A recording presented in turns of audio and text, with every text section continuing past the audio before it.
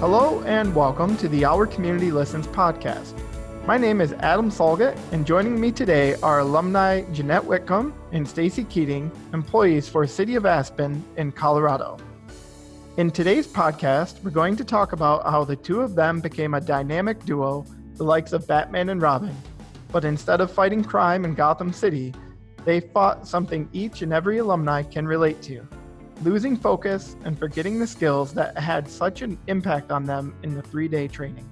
Jeanette and Stacy banded together to continually practice the skills with each other and on each other. They became each other's learning partner.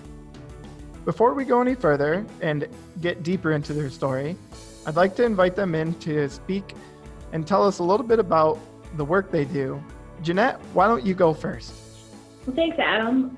So both Stacy and I work for the Aspen Environmental Health Department. We work to protect the health and environment of our community. We do things such as restaurant inspections, air quality work, waste reduction, and whatever the Aspen community wants of us as far as relation to public health and the environment. I see. So I'm going on 7 years as the department's admin assistant, and I support our programs through community outreach. I do a lot of customer service with our constituents and support the program managers like Jeanette. Sounds like you guys interact with a lot of different people, and I'm sure the Our Community Listens class has really helped you, find a way to communicate with those individuals. How did you end up taking the Our Community Listens class to start with? When I joined the organization, there was already a really strong culture of Our Community Listens, and everyone in my department had taken the class and even was using the language. And so about 5 years ago, I did my training and my DISC profile and took the class and just kind of went from there. Yeah, it was something that our organization, the City of Aspen, really wanted as many people to attend the 3-day training. It was such a gift to our community and to the organization that once people started taking it, it became like a wildfire. And when our managers took it, they were like, we all need to take it so that we could all have this language and work through problems. So I actually was the last one before we hired Stacy to take the class, and I felt like I was kind of out of touch with some of the language they were using, and so it felt good to finish that class and have my aha moments and be a part of that culture. Yeah, I was going to ask Jeanette, what was it like, seeing all these people come back and talk about it and see this experience that they've been through and think, oh man, what am I missing out on? Well, it's funny because we have other leadership programs that I've done in the past. And so I'm like, I know what I'm doing. And then I realized no, I need to be a part of this. And so I think that's where my hesitancy was I didn't think I needed it. And boy, did I need it. And it was a wonderful skills and aha moment with DISC, with coworkers, and realizing I was banging my head against a wall, trying to communicate to them as I like to be communicated, and that was just not working. And I realized now why, and it wasn't personal. Right. And I think that is definitely one of the biggest learning experiences through Our Community Listens, is seeing that people aren't necessarily doing things on a personal side. It's just the way that they choose to communicate. It sounds like there was a culture within your organization that really took Our Community Listens very serious. Can you tell me a little bit about that development and the different steps that, as an organization, different classes you were going through that eventually led to you guys becoming learning partners? Stacy, why don't you take the lead on that? Sure. Yeah, we're just so fortunate that we have an organization that really reinforces this type of learning. And so I think in 2016, we were able to take a style flexing class, and we realized at that time, wow, these are skills that you can learn, but they don't necessarily stick that easily. And we really thought this is an amazing opportunity. And Jeanette and I took that class together along with at least one other coworker in our office. And then from there, realizing the importance of that continuous learning, we decided to do, I think in the spring of 2016, the 90-day challenge. We got our little booklet. A lot of that was really focused on Confrontation skills, of course, a lot of reflective listening and reinforcing the listening skills. And then that was really great for us. And then we decided, well, wow, we really could use a more regular way to continue practicing, essentially. And our director was really supportive of that. Yeah, I think the 90-day challenge gave us an opportunity to see if we were the right partners for each other. And so that's something that if our community listens does or promotes again, it's a good way to find, practice with a learning partner and see if you're a good fit. But I think the culture really was great for us to have our director be okay with us spending work time, because at the time, Stacy wasn't full time, and so her time was precious. And so having that approval and support really made it comfortable for both of us to take, I think we started with a half hour and then we built it to an hour. It sounds like there is some major support in your organization to continue these life skills, and that's wonderful. That's just awesome. Yeah, it made it easier for us to take the time. I think that when an organization is supportive of it and can take work time just because they see the value of us growing with our listening and communication skills to our customers, being a government agency, that is the number one priority is customer service. So if you work in a private entity and customer service is a priority, that's another, way you can pitch, having this time at work, because we're all busy. And so if we had to rely on our personal time to do it, it would not have been as successful. Right. You got started in that 90-day challenge, but that's been roughly 3 years ago from the sound of it. What kind of curriculum and what kind of studies have you developed for yourselves in the meantime? Well, this is Jeanette. I can start. We decided after the 90-day challenge that we had some conflict resolution or difficult customer issues at work. And so we decided that we wanted to continue with the learning partnership to help us build that skill. And so we started meeting, but to be honest, we kind of call it free form because we really needed to practice listening. And I mean, it's so long ago, as you pointed out, but things come back talking about it, where we would try to bring up a conflict that we dealt with and run through that with some of the steps. But then it really morphed into, I need to practice listening. So Stacy would talk about something that she was dealing with that she wanted a listener for. And so I practiced reflective listening and empathetic listening. And that's hard. But then I would get feedback from Stacy that she felt heard and I saw it. And so then we fed on each other with that. Yeah, absolutely. And it was really relevant to our work. I mean, I deal with a lot of customers. Oftentimes they can be upset or stressed, and sometimes you can't even solve their problems. And so realizing that, okay, if I become a more effective listener, that is a really great skill. Sometimes people just want to be heard even when you're not solving their problems, which is kind of the foundation of those effective listening skills. So we got buy-in again from our manager to do these. It really was just practicing over time. We would do an hour every 2 weeks. Yeah, every 2 weeks. Yeah. And I even built it into skill building for some of my goals and objectives as a part of my job. It was really relevant and very helpful. Yeah, so we did that for about a year and a half, and then we realized when we had to re-up our personal goals that we needed to step up our game and kind of challenge ourselves. And so we reached out to Shirley and our coworker, Ashley, who's a teacher as well, for Our Community Listens, and they gave us a suggestion of the podcast. So this podcast is actually helping us come up with new curriculum and new discussions. Very happy to hear that we've had the opportunity to help spur some of that. Stacy, why don't you touch a little bit on the importance of putting this on the calendar and making it a priority? I think a lot of people say, well, I'll get to it and we'll come around and maybe we'll talk about it at lunch. But this sounds like you guys took it very serious, put it on the calendar and made sure you were going to do it. Can you touch on that a little bit, Stacy? Absolutely. Yeah. Very simply, we got the buy-in from our director, and so we scheduled it. We just have a regularly scheduled meeting, shows up on our calendar. mutually, we created a space for ourselves in an office, made it happen. So it's a regularly scheduled event that we have. And I think you really do need that in order.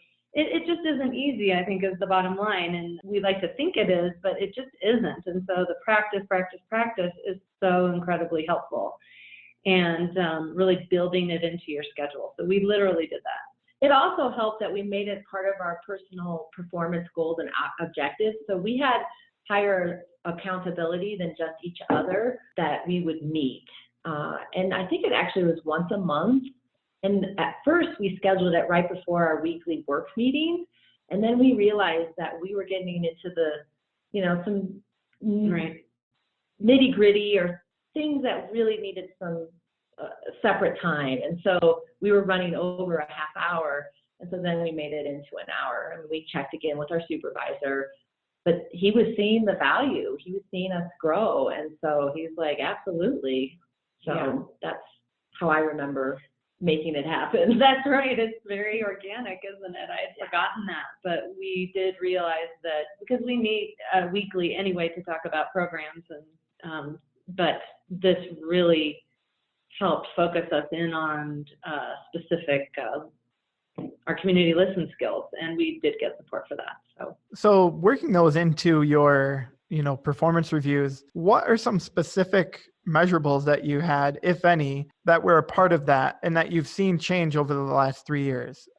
Either one of you have any comment along those lines? Oh, that's really interesting, because I checked in with our supervisor before doing this podcast just to get his perspective on it as well, because I wanted to feel that confidence that we had something really to put out there. We know, that it feels right, and that you get better at dealing with customers and dealing with different styles and all the things that our Community Listens does. But I did want some of that feedback. He just said that he could definitely see an improvement, I think, mostly in the way we sometimes manage difficult situations personally, and are able to navigate that a lot better with confrontation skills, and also, again, with the listening. At least for me, he did mention that in dealing with difficult customers, he's seen improvement. And so that was one of the real goals that I had starting out in dealing with that type of conflict. And for me, I had an immediate improvement just from the class as far as dealing with a person that was a D and I'm an I, and that we were able to work better together and productively get things done. But with the learning partner, the art of listening really helped me be able to have a way to tell somebody that I wasn't going to be able to solve their difficult problem. I deal with air quality, and having to talk to people about their complaints related to the exhaust from buses, and they live above a bus stop, and we can't move that bus stop. And so it was the biggest aha for me was listening to them and being empathetic with them, and being able to say, I'm not going to be able to move this and give you everything you want, but I'm here to be a voice for you and your concerns. And it actually has improved her situation, but that initial conversation was a lot easier for me, being able to let that person know that they were going to be heard, but I wasn't promising something that I couldn't deliver.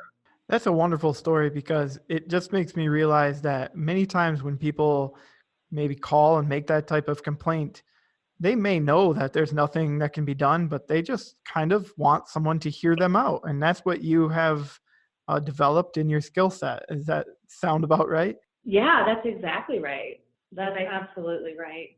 Yeah. And that's something that I feel that our organization probably honed in on as far as a good customer service skill. Because we just can't, as government, we can't do everything. We only have a limited budget. And so, at least in our department, we have definitely modeled that behavior. Stacy, you touched on this when you mentioned initially the 90-day challenge, that you got to kind of test out your partner. That got me thinking, as I was listening to you guys, a little bit about what if I chose somebody like my wife, for example, who's been through the class, and we've had discussions about the class, and she's the person in my life who I want to improve my communication skills the most for.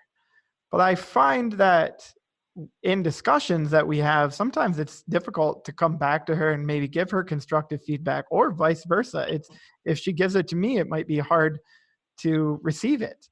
So it was interesting when you said you kind of got to test out your partner. And I want to ask you, what do you believe is important about having that learning partner and getting the opportunity to find the right person? Oh, that's a great question. I think first it started that we had attended some of those continuous learning classes, so we both had the value. We both understood the value of continuing to practice these skills. So that's the first thing, you have those shared values with someone. And secondly, we're also both very passionate about what we do in public health and environment. So we're constantly dealing with some of the same conflicts that come up that are similar. So we're able to see from the same perspective, look at different ways of approaching work problems that we have, and kind of almost testing our skills through that light. So there's that mutual intent, if you will, that we have. And then also, just quite frankly, Jeanette and I care a lot about each other. I mean, we work together, so we have a great interest in doing a good job for our jobs, but we also do care for each other and want each other to be better as human beings. Is really, at least my intention. I know Jeanette supports me in that. And I try to support her as best I can in that. Because the other thing is, we were talking before this podcast, I mean, the real thing, you can take the class and you can learn the skills, but you really need to practice. It doesn't just stick with you, and for whatever reason, it's so effective, but it's not easy. And if you don't practice and have someone who you can be honest and vulnerable and interested and intentional with all of these things and these skills, I think you're not going to get that full benefit. Yeah, I concur with what Stacy says. I think the trust is what you need, and the desire to continually learn and practice and grow as a person. And if you don't have anyone in mind, I think going to those continuing education classes is a good way to try and broach that with someone that you don't know. But if you're in an organization that is like ours, where a lot of people have taken it, finding someone through your work is a good way. So you need to have that desire to continually learn and trust. It's not easy. We don't have a ton of learning partners in our organization. Yeah, and I think you touched on the fact of, say, participating or practicing with a spouse or a partner that you have at home. And I would say that I think sometimes in those intimate relationships, it can get just really, really hard, because you kind of can't go home, if you will. You know, you're in it. And so Jeanette and I have created this space that we have, and then we can go home. I don't know that it would be as effective. I'm sure some people could do it with a spouse, but I think it's helpful to have a little distance maybe from some of those more intimate personal relationships, because this is hard stuff. You know, sometimes you want to be able to leave it at work, or, you know, wherever it is you're practicing. Yep. And that is exactly the kind of thing that I was wondering about, what you just covered there, Stacy, the ability to, you guys can have these tough conversations, but you still get to have that space because you go home to other people. And so you do get to kind of leave it at work, but you can also, when need be, pull from everything that they just gave you. You know, you can pull from the feedback they gave you about how you either felt listened or didn't feel listened, and what you could do better and what you did really well. So that's a little bit of what I was curious about. I think having that space is pretty important. Oh, absolutely. And I will just reinforce that. I mean, with my husband, I feel like this has helped me be a much better listener, and it's really valuable for that relationship as well. Stacy, you mentioned your husband and how these skills can make a difference in our personal lives. I certainly want to get to that with the two of you, but before we get to that section, I do want to touch on just one more time any major highlights of working with a partner consistently, and curious if there's anything more you'd like to say about that. Stacy? Well, I think when you practice with someone, you obviously get a lot better. And so there's that consistency, and then you do see results.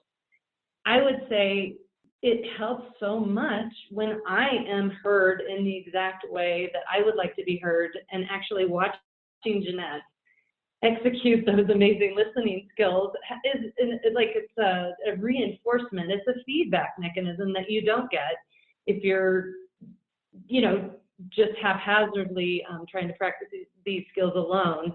I think that is something that I've really gained that I almost didn't even think about before, but just actually seeing someone, and you can feel it when you feel heard and you go, okay, I see now, I can do the same, and I see how I can do better to give that to someone else.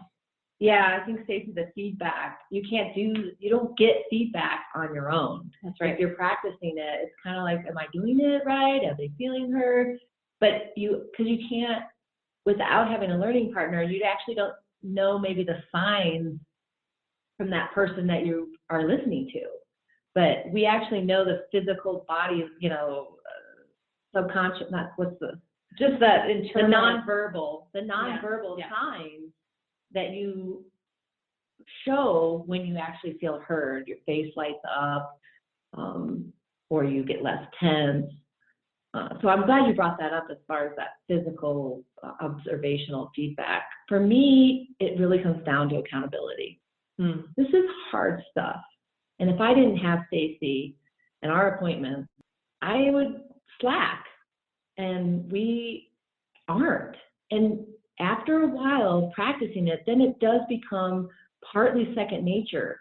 But in this culture of where we live in, and this fast-paced social media type of thing, I think I would fall back on. And so for me, really, the ultimate thing is I'm holding my feet to the fire, and I have someone else that is holding my feet to the fire. We're at a staff meeting. We have endless fodder for our sessions.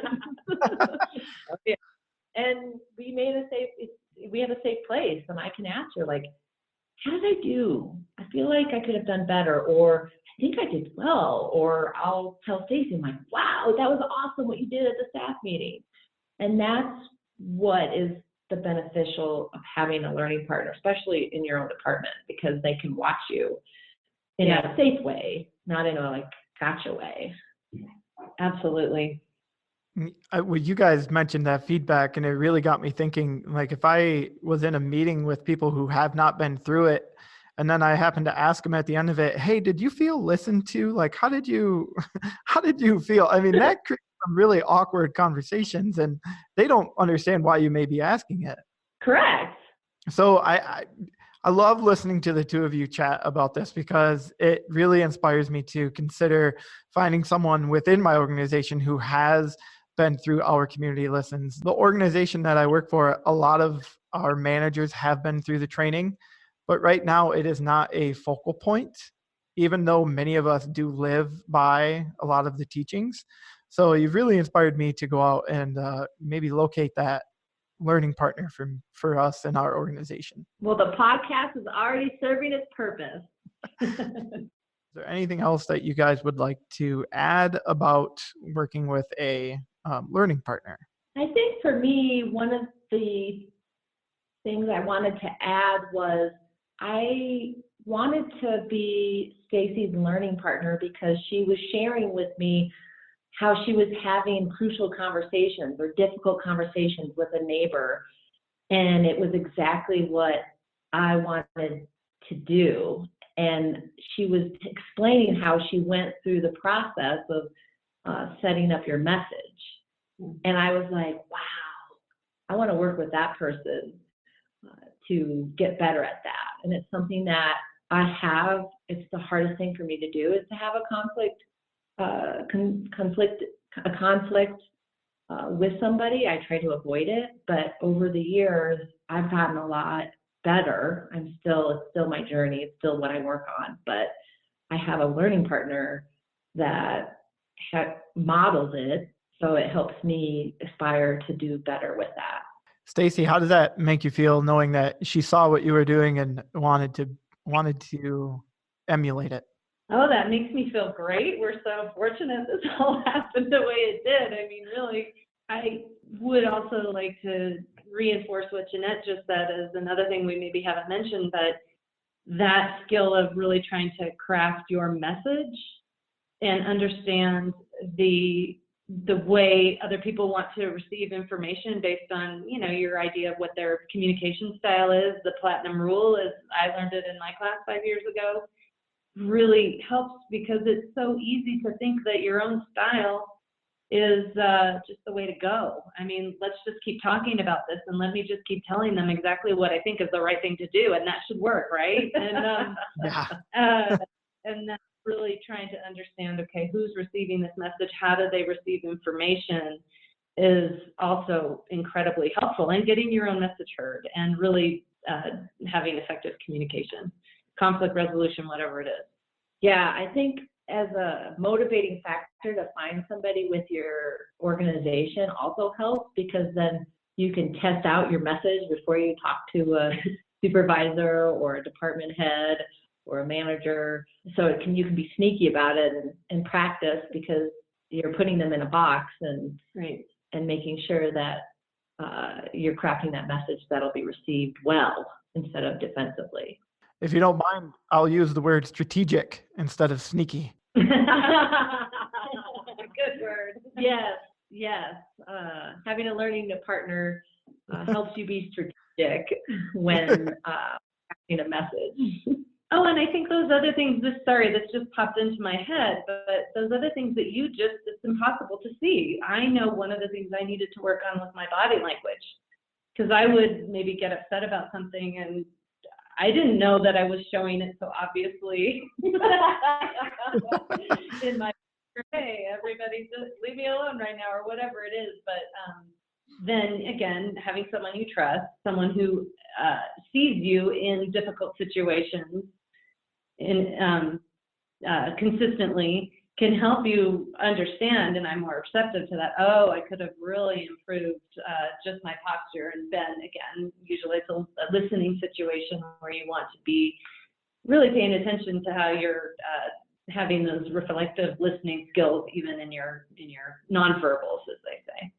That truly is some great advice, because many of us, when we get focused on a project and maybe we're working and someone comes and has a question for us, we might reply short, but honestly, it's not anything to do with them. But if they don't know, and if we don't know that we're doing it, that could create hostility. And so I think that's really great advice to say that I have someone who can kind of watch what I'm doing and give me some advice on my body language. Right. It's not an easy thing to acknowledge in someone, but we as human beings feel it. Like we just can pick up on all those things so easily, but you really need someone to tell you that you trust that, oh, hey, you're doing this. And Jeanette has told me that, and it's helped me because I'm more aware of it. Awesome. And I guess another aspect of a learning partner is if you pick somebody that you care about and that you might have problems with communication, because that's something that Stacy and I wanted to improve as well, that we were having some hiccups with our own interpersonal communication at work. And we're like, we're friends, what's going on? And so that was something that also was a motivating factor. We both wanted to learn, but we also were like, we are going to personally benefit this as coworkers and friends, and we have. Yeah, so true.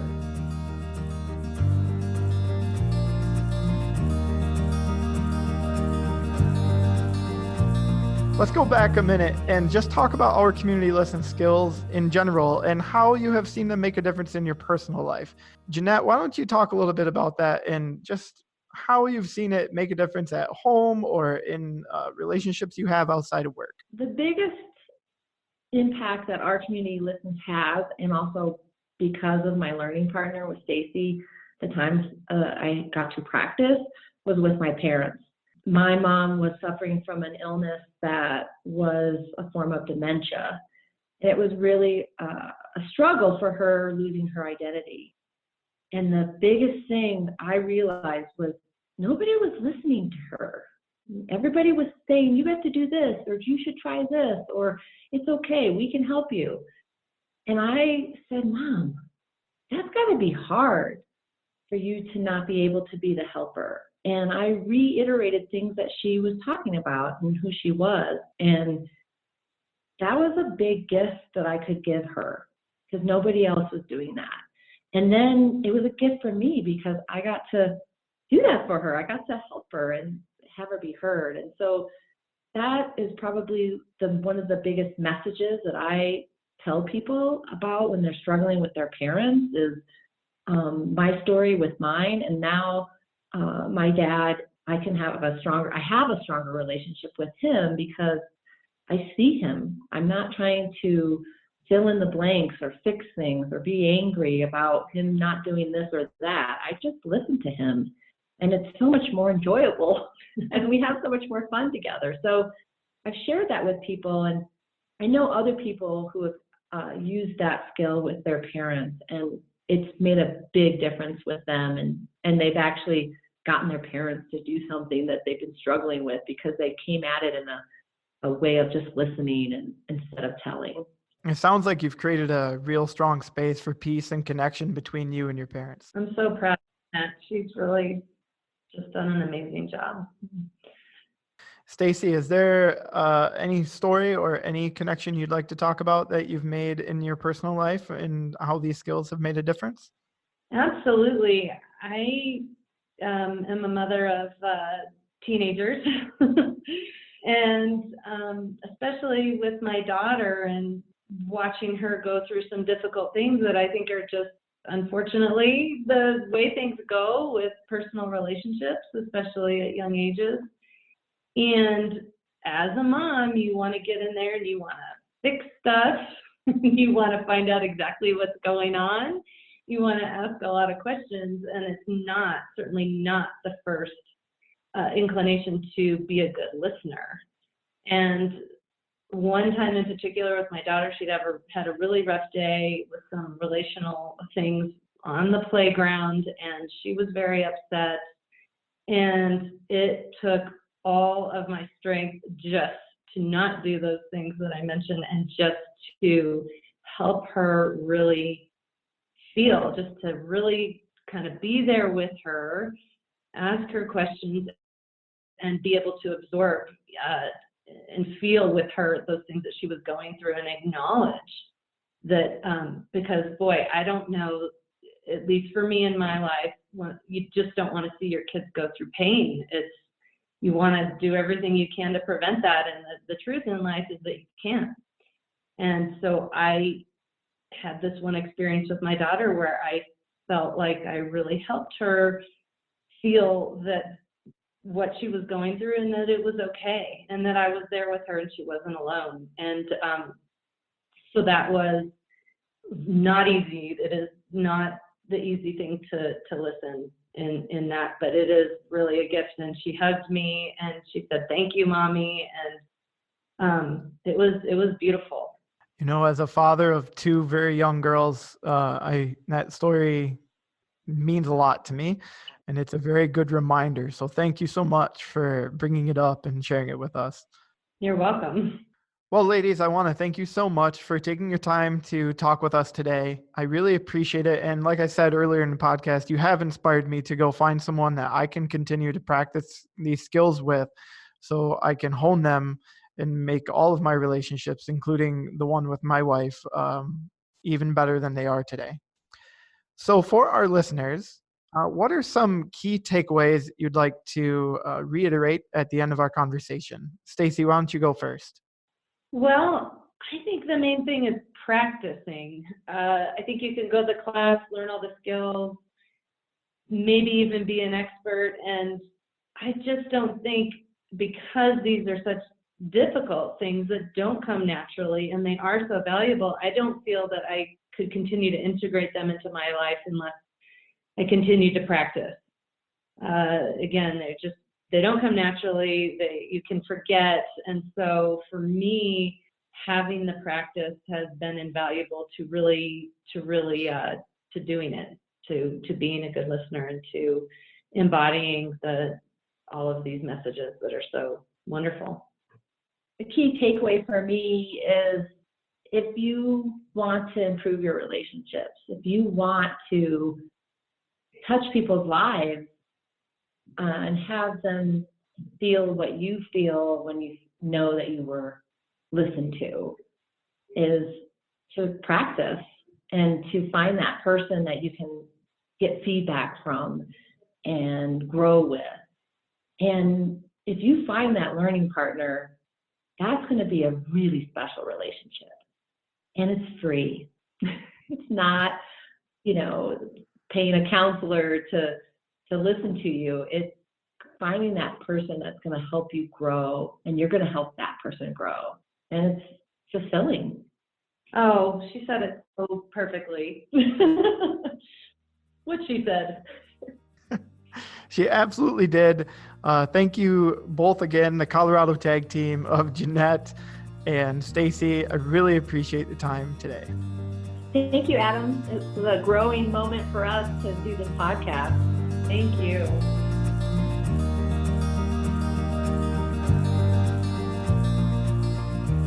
If you have any suggestions about subjects for our podcast, feel free to reach out through our Facebook page. And if you're interested in taking a class, visit ourcommunitylistens.org. Thank you again for listening to our podcast, and don't forget, each word, each action, each silent moment of listening sends a message. Therefore, you are the message.